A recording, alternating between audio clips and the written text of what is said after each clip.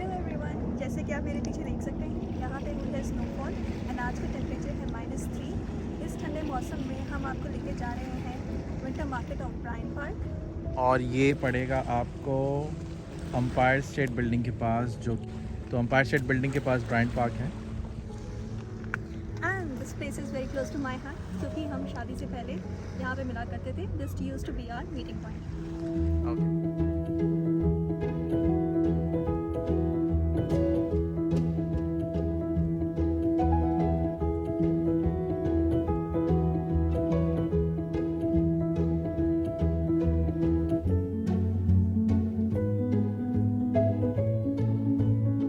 हम आ गए हैं ब्रायन पार्क और ये है जोसेफिन फाउंटेन। शादी से पहले यह हमारा मीटिंग स्पॉट हुआ करता था।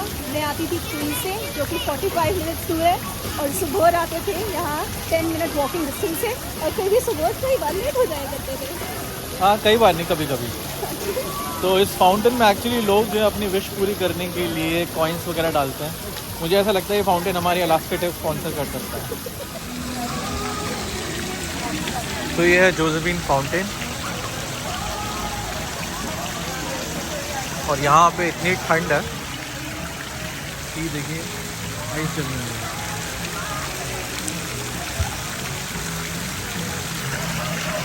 और यहाँ पे लोग अपनी विशेस पूरी करने के लिए कॉइन्स वगैरह डालते हैं।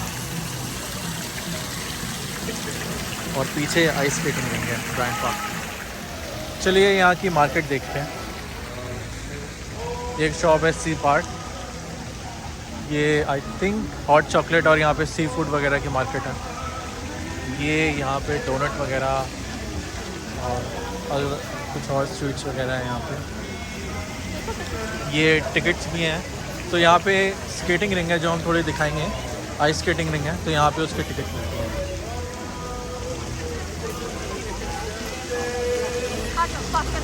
बहुत ब्यूटीफुल है।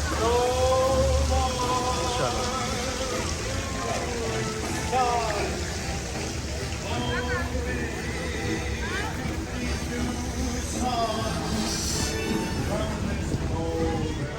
और यहाँ पे ये रही इनकी ice skating rink Bryant Park की। ये बहुत फेमस है और लोग बहुत दूर दूर से यहाँ पे आते हैं आइस स्केटिंग करने।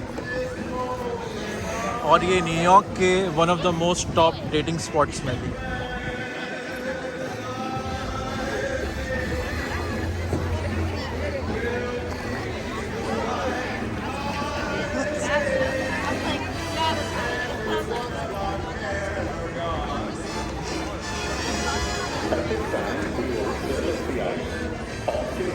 और यहाँ पे आपकी एम्पायर स्टेट बिल्डिंग भी है। ये एम्पायर स्टेट बिल्डिंग का व्यू है। तो आपको मूवी याद है वो किंग कॉन्ग की, जिसमें जो गोरिल्ला है वो एम्पायर स्टेट बिल्डिंग के ऊपर चढ़ जाता है और काफ़ी सारे फाइटर जेट्स आते हैं, उसको मारते हैं और फिर वो नीचे गिर जाता है। तो मूवी एक्चुअली इतनी फेमस हो गई थी और उस मूवी ने एम्पायर स्टेट बिल्डिंग को भी बहुत फेमस कर दिया था। तो आई थिंक एक टाइम ऐसा आया था, एम्पायर स्टेट बिल्डिंग ने एक इन्फ्लेटेबल बैलून गोरिल्ला की शेप में यहाँ पे ऊपर रखा था।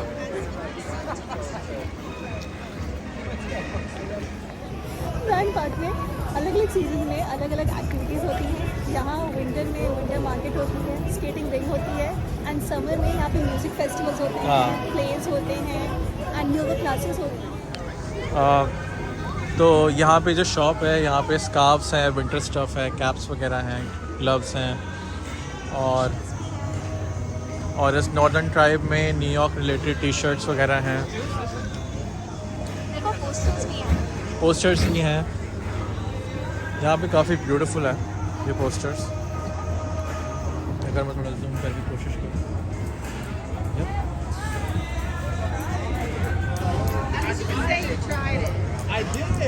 पोस्टर्स काफ़ी अच्छे हैं यहाँ पे। और ये रामेन शॉप है। लाइक हम तो वेजिटेरियन है, बट यहाँ पे खाने के बीफ रामेन, हाँ, चिकन रामेन वगैरह, तो रामेन शॉप है।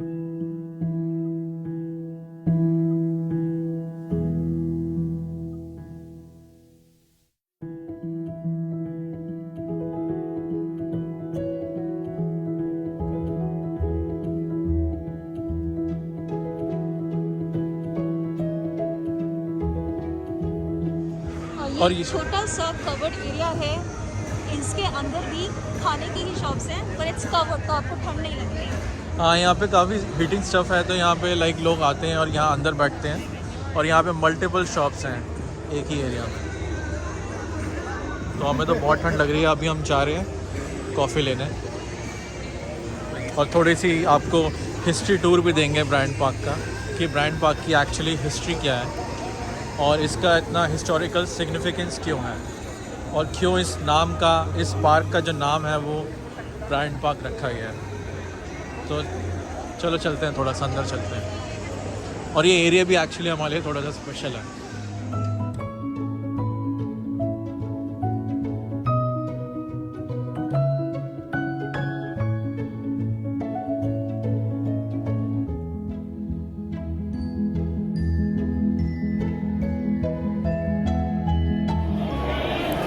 तो इतनी ठंड में मैंने ले लिया हॉट चॉकलेट और नेहा ने ले लिया कैपेचिनो।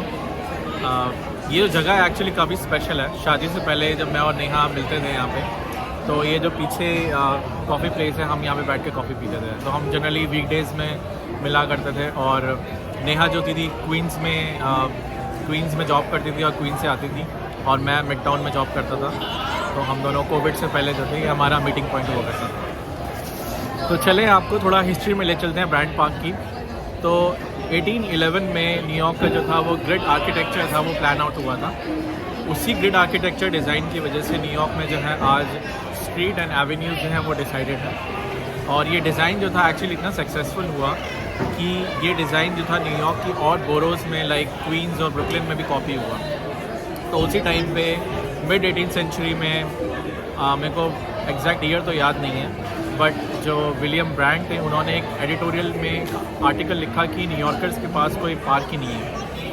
और 1858 में, आई थिंक 1858 या 1860 में जो मैनहट्टन का जो सेंट्रल पार्क है, जो बहुत फेमस आइकॉनिक पार्क है, वो जो था वो डिज़ाइन किया गया न्यूयॉर्कर्स के लिए, क्या कि न्यूयॉर्कर्स के पास भी कोई पार्क हो जाने के लिए।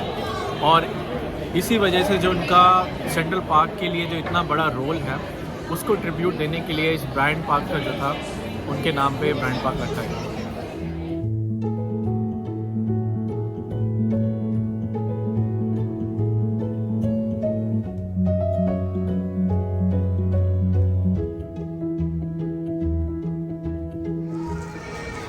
तो हमारे सामने ये बहुत ही फेमस न्यूयॉर्क लाइब्रेरी है। पूरे न्यूयॉर्क में 200 से ज़्यादा लाइब्रेरीज़ हैं और ये लाइब्रेरी सबसे बिगेस्ट लाइब्रेरी है न्यूयॉर्क में। ये 1895 में इस्टेब्लिश हुई थी और 1895 से पहले यहाँ पे एक वाटर रिजर्वर हुआ करता था और उसके वाटर रिजर्वर को हटा के इन्होंने 1895 में ये लाइब्रेरी जो है ये इस्टेब्लिश करी। ये विलियम कलिन ब्रायंट का स्टैचू है और इन्हीं के नाम पे ब्रायंट पार्क रखा गया है। और यहाँ पे लोगों ने एक छोटा सा स्नोमैन बनाया हुआ है, क्यूट है।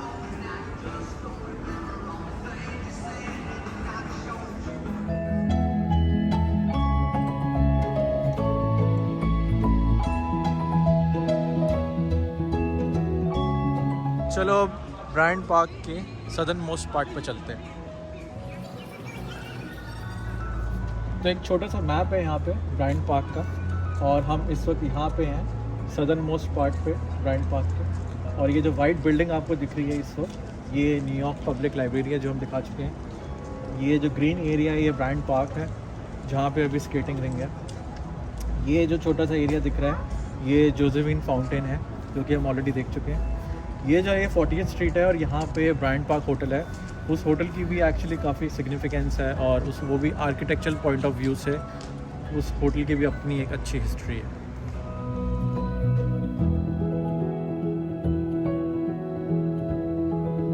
हेलो, मेरे पीछे है Bryant park hotel.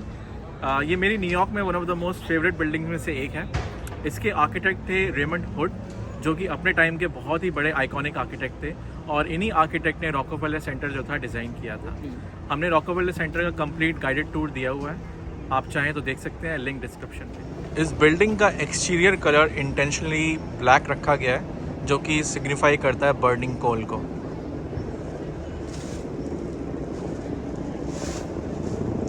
Absolutely beautiful. Good work Raymond hood.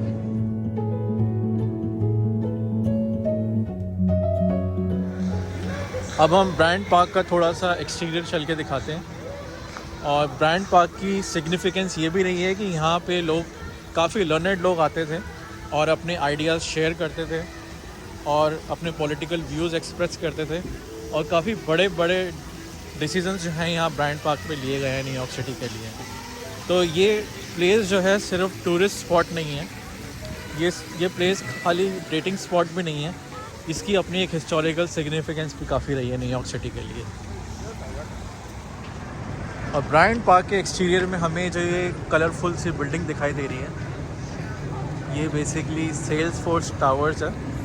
Salesforce actually एक टेक्नोलॉजी कंपनी है जिसका हेडक्वार्टर सैन फ्रांसिस्को में है, और न्यूयॉर्क सिटी में इनका मार्केटिंग ऑफिस है यहाँ पे। नेहा, क्या व्यू रहता होगा यार यहाँ से, मतलब सोचो किसी का डेस्क आपके बिल्कुल साइड में हो, क्या व्यू होता होगा ब्रायंट पार्क का। या समझ लो लाइक आप मीटिंग्स वगैरह ले रहे हो, लाइक काफ़ी कॉन्फ्रेंस रूम वगैरह मुझे लग रहे हैं यहाँ पे, कितना सुंदर है। और यहीं पे बैंक ऑफ अमेरिका का बिल्डिंग है, और यहाँ पे IBM का ऑफिस भी है, और यहाँ पे एक जायंट ग्रोसरी चेन भी है, Whole Foods Market. Whole Food Market was founded in Austin Texas, और I think 2 or 3 years back $3.7 billion में अमेज़ॉन ने इसको टेक ओवर कर लिया। 13.7 सॉरी 13.7 बिलियन डॉलर्स में, काफ़ी बड़ी अमाउंट है। तो यहाँ पे ये इतनी बड़ी ग्रोसरी चेन भी है। और ये रहा UPS का ऑफिस। अगर मैं थोड़ा जूम करके दिखाऊँ तो ये UPS का ऑफिस भी है यहाँ पे। तो ये जो जगह है एक्चुअली काफ़ी कॉर्पोरेट कंपनियों से घिरा हुआ है, और न्यूयॉर्क में तो ऑलरेडी जो है पर स्क्वायर इंच भी मायने रखता है। तो न्यूयॉर्क सिटी के बिल्कुल हार्ट में इतना बड़ा पार्क बनाना कोई आसान बात नहीं है। वी होप आपको ये हमारा छोटा सा ब्रायंट पार्क का टूर पसंद आया हो। और इसी तरह की और वीडियोज़ और हमारे मोटिवेशन के लिए please like, share and subscribe. Bye bye.